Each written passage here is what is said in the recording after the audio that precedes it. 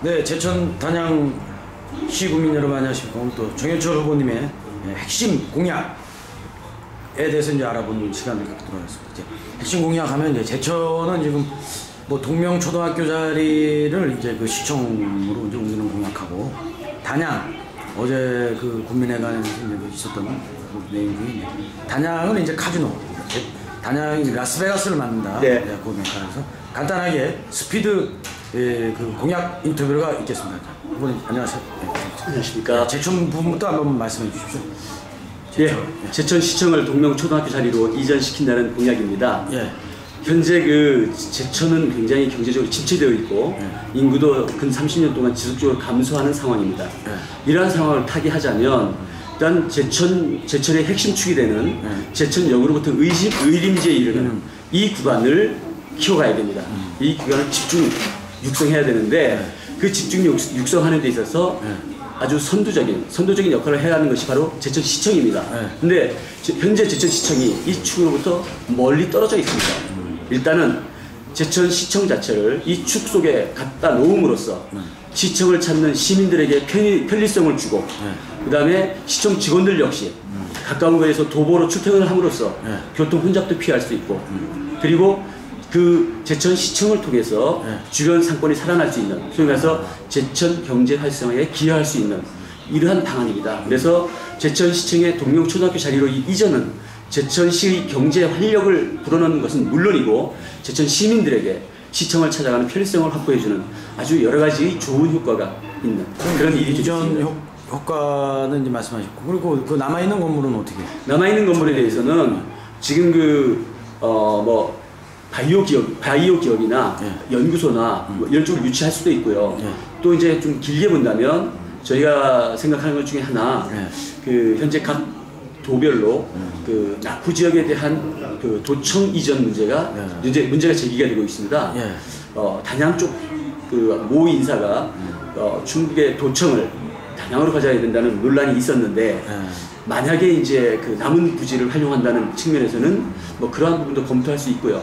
기본적으로는 그 바이오 기업이나 연구소 이런 쪽을 유치해서 매각시키는 그런 방안을 생각하고 있습니다. 그리고 그 단양이 이제 라스베가스요. 네네. 가장 이제 물론 그 상당히 이제 뭐 또 다른 어떤 그 뭐 여론도 있겠지만은 핵심적인 부분은 이제 그 경제에는 이제 도움이 되는데, 그 정성 카지노처럼 뭐 좀 이렇게 뭐라고 그러니까 도박 중독, 후유증, 네네. 네, 그런 부분은 제일 걱정하시는 것 같아요. 유지만 된다면 뭐 괜찮은데. 그렇죠, 네, 뭐 그 부분.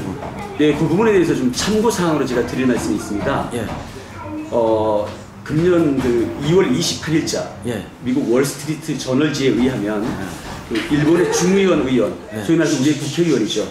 150명이 카지노법을 합법화하는 법안을 금년 6월까지 일본 정기국회에 제출하기로 약속을 했다는 그런 보도가 있었습니다. 무슨 얘기냐 하면 지금 일본이 그 3월 11일에 있었던 쓰나미, 그래서 동북부 대지진 사건으로 엄청난 그 타격을 입었는데요. 작년의 경우에 일본을 찾은 외국 관광객이 평년에 비해서 한 30%가 줄었습니다. 그러다 보니까 일본 나름 경제 회생책을 찾고 있는 것이죠.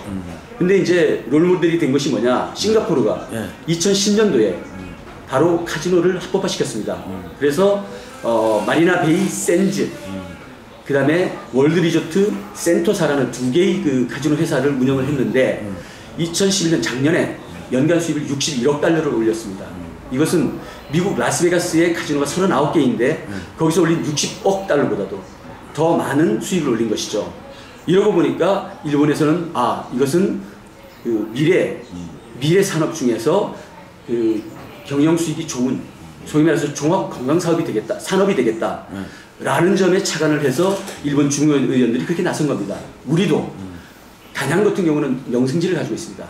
그렇다면 이런 명승지를 카지노와 연계시켜서 리조트, 컨벤션, 편의시설, 식당 이런 식으로 연계한다면 직간접적인 고용 효과가 약 한 뭐 5만 개까지도 보는 그 외국인 CEO가 있는데, 저는 뭐 단양 인구를 감안하고 했을 때 약 2만 개의 양질의 일자리도 창출하면서 단양 경제를 회생시킬 수 있는 이런 방안이 되지 않을까 그렇게 생각하고요. 말씀하신 것처럼 후유증 문제는 후유증 문제는 이미 우리가 정선 강원랜드에서 경험을 했습니다. 그 경험한 바에 의해서 우리가 시행착오를 겪어가는 과정에서 이미 강원랜드 겪은 것을 저희가 이제 간단하게 상정을 한다면 지역 주민에 대해서는 또는 내국인에 대해서는 출입을 분기별로 한 번으로 제한한다거나 또는 뭐 자주 들어갈 수 없게끔 법적 관련 조항을 만든 그렇습니다. 그래서 뭐 이게 법으로 하든 시행령으로 하든 아니면 조례로 하든 그러한 그 강제 조항 비슷하게 만들어서 그 강원랜드에서의 경험을 최소화시키는. 그럼 그게 이제 정적으로 어떤 카지노법에 영향이 될 거 아니에요? 그렇습니다. 반발이 있을 거 아니에요? 지금 제가 말씀드린 것처럼 일본이 왜 그렇게 나서겠습니까? 그래 그건 이제 전체적으로 그렇죠. 그래서 그런 전체적인 틀 속에서 예를 들어서 마늘의 예를 들어봅시다. 마늘은 그 좋은 효능이 약 90가지라면 나쁜 게 뭐 냄새를 비롯해 한 두세 가지가 됩니다. 그렇다면 마늘을 버리겠습니까? 취하겠습니까? 취해야 됩니다. 카지노도 마찬가지입니다. 후유증이 있을 수는 있습니다. 그러나 전체적인 틀에서 봤을 때 100가지 중에 95가지 이상이 괜찮고 5가지가 문제가 있다면 문제가 있는 것을 개선 보완하는 방안을 찾아가면서 유지 발전 시켜가는 것이 옳지 않을까 이렇게 생각합니다. 예. 아무튼 뭐 이렇게 짧은 시간 동안 또 핵심 공약 또 스무스하게 있는 그대로 혼자 말씀해 주셔서 고맙습니다. 시기자님 자주 뵈서 좋습니다. 고맙습니다. 고맙습니다. 네, 수고하십시오. 예.